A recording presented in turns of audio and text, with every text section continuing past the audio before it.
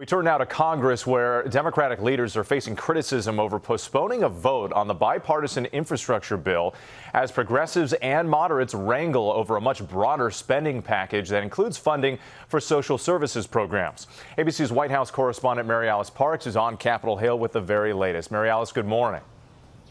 Good morning, Whit. President Biden yesterday defended Speaker Pelosi's decision to postpone any vote on that traditional infrastructure package for roads and bridges and airports until Democrats could reach a deal on the rest of the president's budget. I asked President Biden yesterday if he was confident he could still get all Democrats on board with his budget proposal. He brushed off the idea of being confident, but said he was going to keep working at it. After a week of intense debate but no deal, President Biden telling reporters he's still cautiously optimistic. I believe when the American people are aware what's in it, we can get it done. Asked about the ongoing challenge of uniting his party, the president bristling. We could bring the moderates and progressives together very easily if we had 2 more votes. Which 2? The Senate's more conservative Democrats, Joe Manchin and Kristen Sinema, lone holdouts on a partisan budget proposal to create new social programs like paid medical leave, universal pre-K, and free community college, mostly paid for in the president's plan by raising taxes on corporations and the nation's highest earners. Overnight, Senator Sinema blasting fellow Democrats, specifically progressives in the House, for delaying a vote on a traditional infrastructure package until the budget bill is done, writing the delay was inexcusable. I have never and would never agree to any bargain that would hold one piece of legislation hostage to another. The vice chair of the Progressive Caucus telling CNN the budget's latest $3.5 trillion price tag has already come down during talks, but policy debates remain. What do they think is not worth investing in that's contained in the president's proposal? We can have a negotiation, but we want to make sure as much of that agenda, along with the bipartisan infrastructure bill, passes. Now, Speaker Pelosi yesterday gave her caucus a new deadline for these negotiations. She said she wanted a deal on and a vote on that bipartisan infrastructure package by the end of the month. Juju? Mary Alice, thank you for that update. And joining us now is former U.S. Senator from the great state of North Dakota, Heidi Heitkamp. Hi, Heidi. How are you? Good morning, Juju.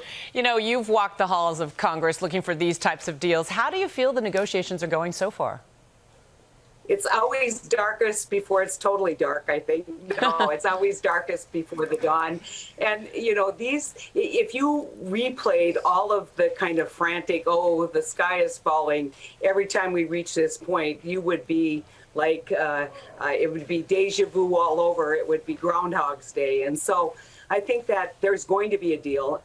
I think that the unfortunate thing is that the Democrats, so many of them, especially maybe on the more progressive side, haven't actually talked about the Republicans not coming to the table and not talking about these programs. So it's going to get done, and it's going to get done at less than 3.5. And it's going to get done in a way that will move this country forward. It just looks really messy right now. And that's not unusual. That's pretty much standard fare. Sure. And so what do you see as the compromise? What's going to be enough to break the stalemate between progressives and moderates in the Democratic Party? I think the fact that everybody now is talking about what's in the bill in terms of programs and actually focusing on the increased spending, what can we agree on? Because that's really where Democrats come together, whether it's paid family leave, whether it's taking a look at expanding daycare and making daycare more affordable. All of these programs that are in this package are critical to the Democratic agenda. And you know that the holdout Senator Sinema, one of the 2 Democratic holdouts in the Senate, is slamming the House Democratic leadership for delaying the vote on this bipartisan infrastructure deal. Progressives in the House have criticized Sinema and fellow Senate moderate Joe Manchin. How harmful do you think all this infighting is for the Democratic caucus? I don't think that criticism on policy is harmful. I think imputing motivation is harmful. And I've seen way too much of that as it relates to both Kirsten Sinema and Joe Manchin. And I think that needs to ratchet down.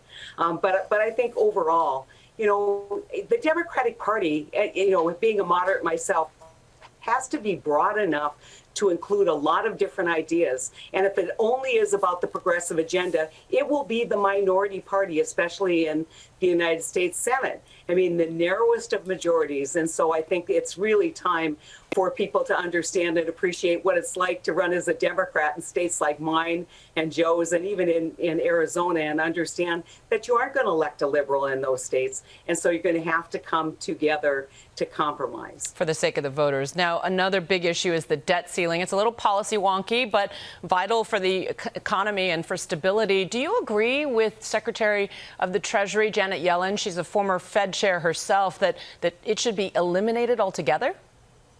Yep, I do. I think this is ridiculous.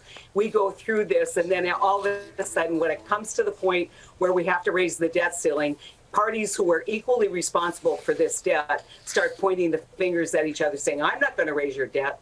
Well, listen, it's not about that. It's about the full faith and credit of the United States of America. It's about not rattling the markets. It's about doing the business of this country. And so it's an exercise that should have long been gotten away with in Congress. And I agree with Janet Yellen. I wish she could find a way to do it without a congressional vote, or just do it herself and see what happens. It is very injurious. And we're up against it on the 18th. You heard Nancy, the speaker, is saying, let's get something done by the end of the month. She's saying, I will not do the debt ceiling and reconciliation. So we're going to achieve yet another Washington dysfunction story that's going to rattle the markets by the 18th of October. That has to end. Heidi Heitkamp, thanks as always for your blunt talk and your perspective. Well, hey there, GMA fans. Robin Roberts here. Thanks for checking out our YouTube channel. Lots of great stuff here. So go on, click the subscribe button right over here to get more of awesome videos and content from GMA every day, anytime. We thank you for watching, and we'll see you in the morning on GMA.